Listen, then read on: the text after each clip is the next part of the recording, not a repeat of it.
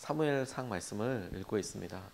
왕이 서가기 전까지 활동했던 사사시대를 마치고 왕을 중심으로 보았을 때 사무엘이 이스라엘의 마지막 사사라고도 볼 수 있다고 말씀드렸습니다. 왜냐하면 사무엘이 왕에게 기름을 부었으니까요. 그렇게 기름 부어 세운 왕이 사울이었습니다. 사울 왕이 서게 된 것인데, 사람들이 백성들의 간절한 호소와 필요에 대해서 하나님께 구하고 하나님께서 허락하셔서 사울을 찾아서 하나님 말씀대로 사울에게 기름을 부어 왕이 되게 하였습니다. 처음 왕으로 사울이 섰을 때는 약간의 혼란이 있기도 했지만, 그래도 하나님께서는 사울 왕을 강성하게 하시고, 그래서 사람들에게 리더십을 인정받게 하여 주셨습니다. 그래서 첫 번째 이스라엘의 통일 왕국의 왕이 서게 되었습니다. 그런데 진짜 큰 위기는 언제 되었냐면, 그가 그냥 베냐민 지파의 그의 고백에 의하면 하찮고 지극히 작은 자로 살아갈 때에는 큰 어려움이 없었지만, 정작 그가 왕이 되면서 왕으로서 승승장구하고 난 이후부터 그의 삶에 어려움이 찾아오기 시작했다는 점에 주목해야 하겠습니다. 무슨 말이냐면, 그가 스스로 겸손하게 스스로를 겸비하며 지낼 때는 큰 문제가 없었지만, 스스로 왕이라고 여기면서 하나님조차 인정하지 않게 되었을 때, 하나님의 말씀조차 그가 귀 기울이지 않고 그냥 별다름 없이 생각하게 되었을 때, 그의 왕권이 파국을 향해 다가가고 있었다라는 점입니다. 그럼에도 불구하고 여러분, 실제로 사울 왕이 죽을 때까지, 혹은 사울 왕조가 망할 때까지는 꽤나 많은 시간이 걸렸습니다. 그러니까 긴 시간 동안 그가 이런 일들이 계속해 나가면서 어려운 일을 겪게 되는 것이지요. 그런 의미에서 성경이 죄가 어떤 행동들에 대한 태도이고 지향성, 하나님과의 관계에 있어서 벗어나고자 하는 행동이라는 점, 그리고 그 점이 사망에 이르게 된다는 점은 너무도 분명한 것 같습니다. 하나님께서 너를 버렸다, 그리고 버렸으니 너는 이제 끝이다라고 이야기할 때 바로 그 다음날 죽은 게 아니고 굉장히 오랜 시간 동안 그가 다스렸다는 거죠. 결국에 사울이 굉장히 오랜 시간을 다스리고 하나님께서 하신 앞에 쓰임받게 된 것도 사실입니다. 하지만 그 핵심을 오늘 우리가 봐야 된다고 싶어요. 오늘 본문 말씀이 사울과 사무엘 사이에 있었던 중요한 대화인데, 이 대화를 통해서 우리에게 적용할 수 있는 믿음의 한 모습을 우리가 살펴보고 싶습니다. 첫 번째로 우리가 주목하고 싶은 것은 사울 왕의 진실성에 대해서, 적어도 그가 이 전쟁에 대해서 사무엘과 이야기하고 있을 때 내가 이 소와 양떼들을 가져온 것은 하나님께 드리려고 했던 겁니다 라고 이야기했던 그 말의 진실성에 대해서 얼마만큼일까라고 우리가 판단할 수 있을까 하는 것입니다. 저 사람 말을 어떻게 믿을까? 사울 왕의 말을 여러분 사실이라고 받아들여야겠을까요? 아니면 사실이 아니라고 받아들여야 될까요? 왜냐하면 여러분, 사무엘의 입장에서부터 보면 그렇구나 명확하지만, 거꾸로 우리가 사울 왕의 입장에서 보았을 때, 다시 말해서 우리가 하나님을 위해서 나 이렇게 했어요, 그런데 하나님을 위해서 이렇게 했다고 이야기하는 것이 우리의 평가가 들어가고 우리의 여러 의미가 들어가서 마치 사울 왕이 한 것처럼 이거 하나님 때문에 한 거야, 내가 이렇게 잘못을 저지르고 내가 이렇게 연약해가고 내가 그렇게 말을 하고 내가 그렇게 했던 것들은 하나님 위해서야 라고 이야기했던 이 말과 표현이 사울 왕과 딱 겹쳐져서 적용될 수 있을 때가 없지 않습니까 여러분? 오히려 많지 않습니까? 저는 이게 되게 중요하다고 싶어요. 그리고 그 핵심에 있어서 본인도 모를 수 있고 주위 사람들에게 혹시 말한 대로 속일 수 있어도, 하나님 말고 또 자기 말고 또 한 사람 속일 수 없는 사람이 있는데 아각은 속일 수 없다는 겁니다. 아각은 13절에서부터 15절 그리고 20절 말씀을 보면 이렇게 나와 있습니다. 13절을 먼저 보면, 사무엘이 사울이 있는 곳에 이르니 사울이 그를 보고 인사를 하며 말하였다. 주님께서 주시는 복을 받으시기 바랍니다. 나는 주님의 명령대로 다 하였습니다. 그러자 사무엘이 물었다. 나의 귀에 들리는 이 양떼의 소리와 내가 듣는 소떼의 소리는 무엇입니까? 사울이 대답하였다. 그것은 아말렉 사람에게서 빼앗은 것입니다. 우리 군인들이 예언자께서 섬기시는 주 하나님께 제물을 바치려고 양떼와 소떼 가운데서 가장 좋은 것들을 남겼다가 끌어왔습니다. 그러나 나머지 것들은 우리가 진멸하였습니다. 20절, 사울이 사무엘에게 대답하였다. 나는 주님께 순종하였습니다. 주님께서 보내시는 대로 전쟁터로 나갔고 아말렉 왕 아각도 잡아왔고 아말렉 사람도 진멸하였습니다. 라고 사울이 사무엘에게 다시 이야기하고 있습니다.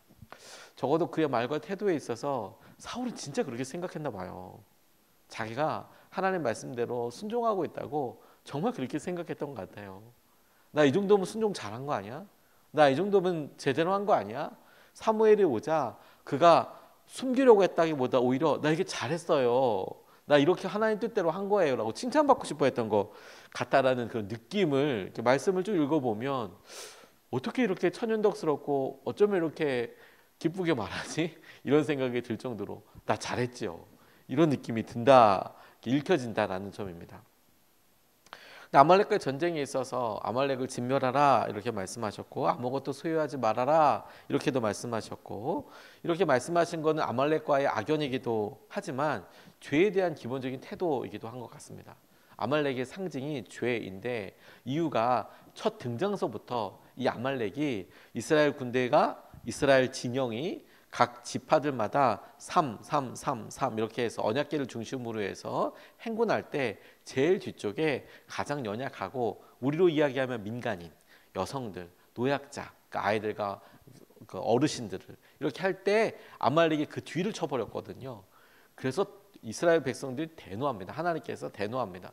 전쟁을 해서 1대1로 앞에서 싸운 게 아니라 그 여성들, 노약자들이 아말렉이 싸움을 걸어왔어요. 마침내 큰 승리를 하죠. 그리고 하나님께서 말씀하시는 게 아말렉을 아무튼 진멸해야 한다. 끝까지. 이렇게 이야기합니다. 그래서 에스더에 이를 때까지 아각 사람 이렇게 나와 있는데 하만에 대한 이야기가 나올 때 이 아각 사람이라고 할 때 아각이 바로 오늘 본문에 나오는 이 사람이기도 합니다. 그 같은 계열이기도 합니다. 그래서 죄에 대한 태도라고 이야기할 때 적용해 보면 너무 분명하게 와 닿는 거예요. 하나님, 내가 이렇게 한 것은 하나님 때문입니다.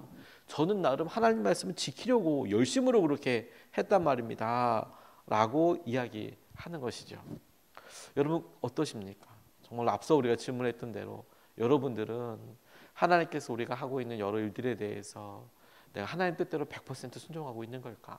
아니면 하나님을 위해서 한다고 하는 이런 일들에 사울처럼 사울이 마치 이거 하나님께 드리려고 그랬어요. 하나님을 위해서 한 거예요 라고 이야기하는 것처럼 우리의 생각과 마음을 우리도 속인 채 살아가고 있다면 얼마나 두렵겠습니까? 근데 그걸 점검해 볼 때 앞서 말씀드린 세 사람은 속일 수가 없다. 하나님은 절대 속일 수가 없고 본인 사울도 마음속 한속 깊숙이 내가 이거 그래도 이렇게 하면 하나님께 드릴 건데 좀 좋지 않아? 이런 순수하게 좋은 마음일 수도 있지만 그래도 전쟁을 하면 이런 소요도 있고 이 정도 필요도 있고 또 우리가 가서 감사도 하려고 그러면 이 정도 재물이 있어야 되지 않아? 그거 저거 뺏어서 드리면 되겠네. 이런 마음이 들어갔을 수도 있고 하지만 그의 마음속에 어느 한 정도는 본인도 알 수 있지만 굳이 그 부분을 주목하기보다 이거 하나님 위해서 한 거야. 이렇게 이야기하고 있는 본인도 아마 속일 수가 없지만 아각은 분명히 알고 있는 것이죠. 아각은. 오늘 본문의 이야기가 쭉 이어지는 부분 보면 사무엘이 그 아각을 데려오라고 합니다. 그럴 때 아각이 내가 이제 살겠구나 그래서 희희낙낙하면서 다가옵니다.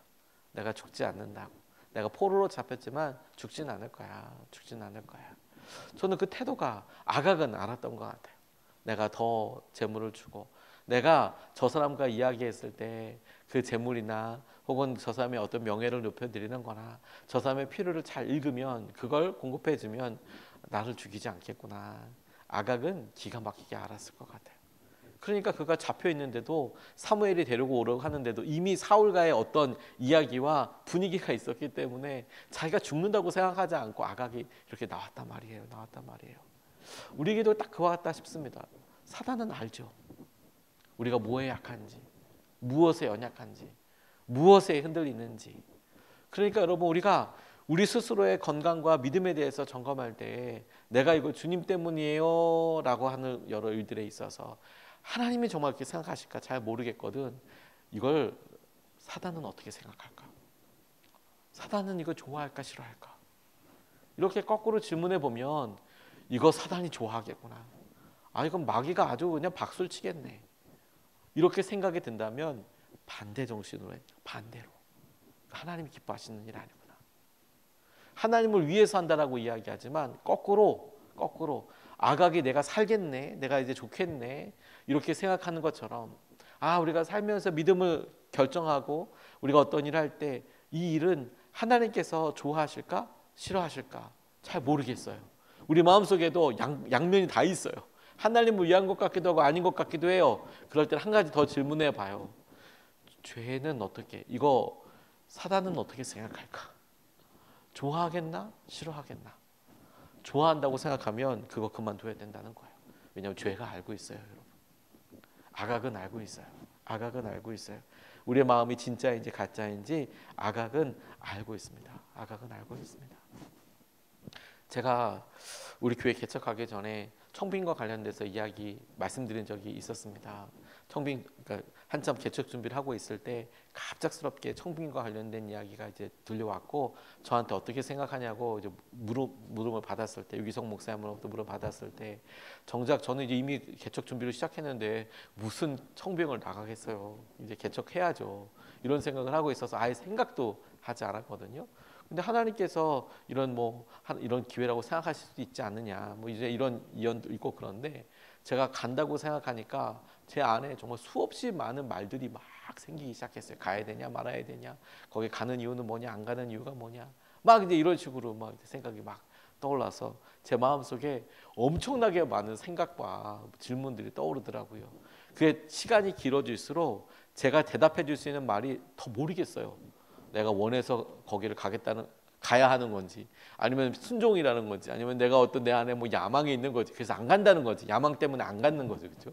거기 가면 빚이 많고 그러니까 거길 내가 가야 되나, 고생이 피하려고 하는지 도무지 생각을 길게 할수록 도무지 대답을 더 할 수가 없는 상황이 됐어요. 그런데 문득 기도하다가 집사람과 이렇게 기도하다가 그래, 하나님께서 제게 말씀하실 때 내가 하나님 앞에 그만큼의 믿음의 도전을 혹은 믿음의 고백을 드릴 수 있는 기회가 있을까? 그럴 수는 없겠다. 하나님께서 이거 어떻게 생각하실까? 그런 생각과 함께 내가 그렇게 됐을 때 내 연약함이 아니라 내 삶이 아니라 그 교회 입장에서는 어떨까? 내가 필요할까? 하나님께서 날 쓰시려고 할까? 이런 질문 가운데 내가 순종해야겠다. 가야겠다. 이렇게 기도의 응답을 받고 결정을 내렸단 말입니다. 근데 제일 먼저 일어나는 변화가 뭔지 아세요? 제 마음속에 쓸데없는 참소 소리와 이야기들이 다 싹 사라졌어요. 사단도 아는 거예요. 이게 진짜인지 가짜인지, 실제 상황인지 아닌지. 제가 그걸 통해 우리 마음속에 하나님이 기뻐하시는 일, 우리가 기뻐하는 일, 그리고 사단이 기뻐하는 일이 명확하게 있구나. 그리고 때로 우리가 연약하기 때문에 우리 자신의 집중해서 모를 때는 하나님이 기뻐하시는 일을 생각할 뿐만 아니라 이렇게 됐을 때 사단이 기뻐하는 일에 대해서도 질문해 보면 우리가 어느 방향으로 나아가야 되는지 알게 되겠구나.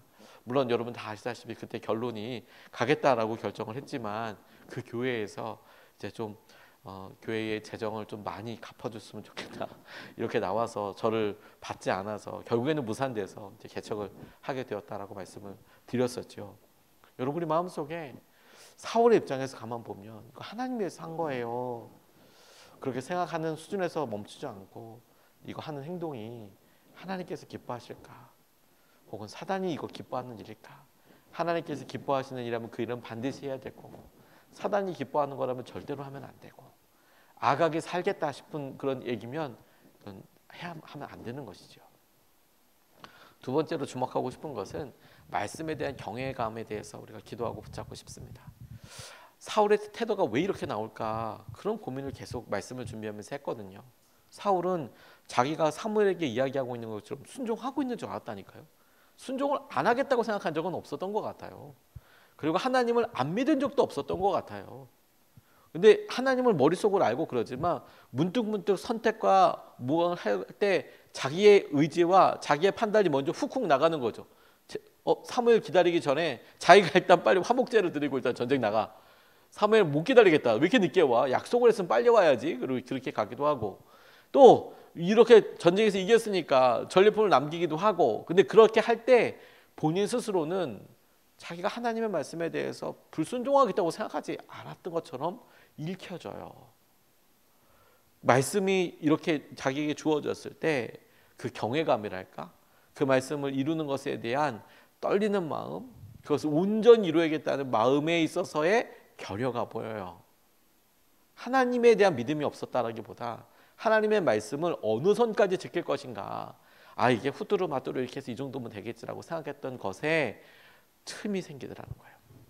22절에서부터 23절 말씀이 이렇게 둘 사이 사무엘과 사울의 대화를 이야기하는데, 사무엘이 나무랐다. 주님께서 어느 것을 더 좋아하시겠습니까?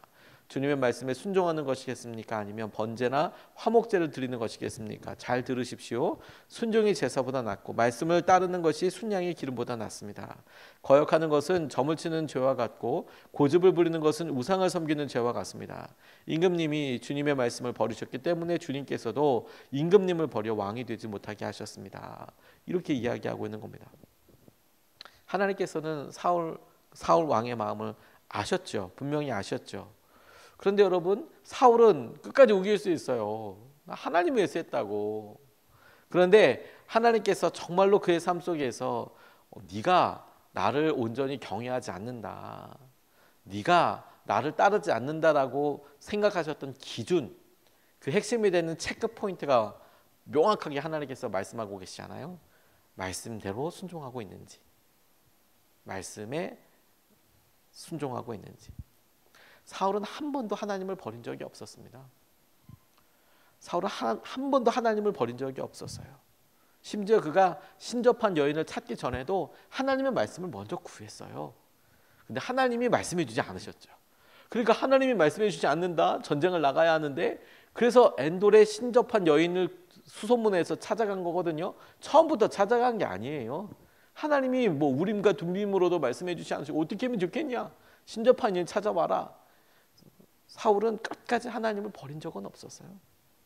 근데 그가 버렸던 것은 뭐냐면 하나님의 말씀대로 사는 것을 포기했어요. 하나님의 말씀을 버렸어요.